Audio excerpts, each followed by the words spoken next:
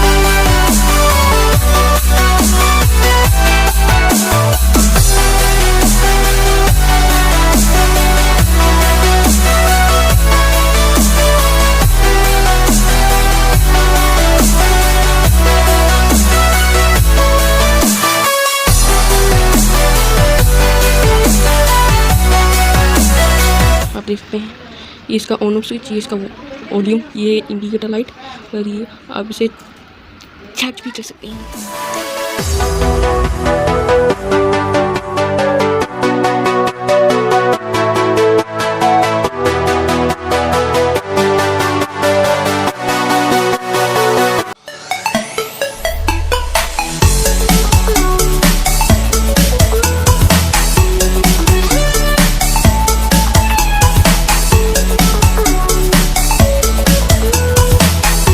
तो अब मैं ले मोबाइल और मैं इस ऑक्स केबल को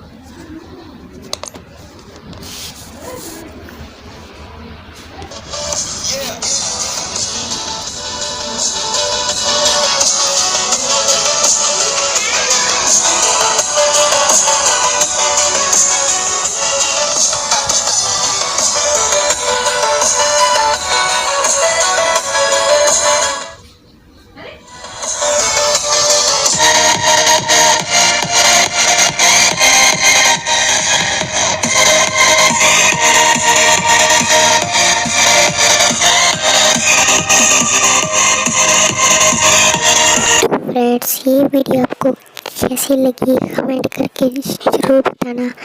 थैंक्स फॉर वॉचिंग फ्रेंड्स।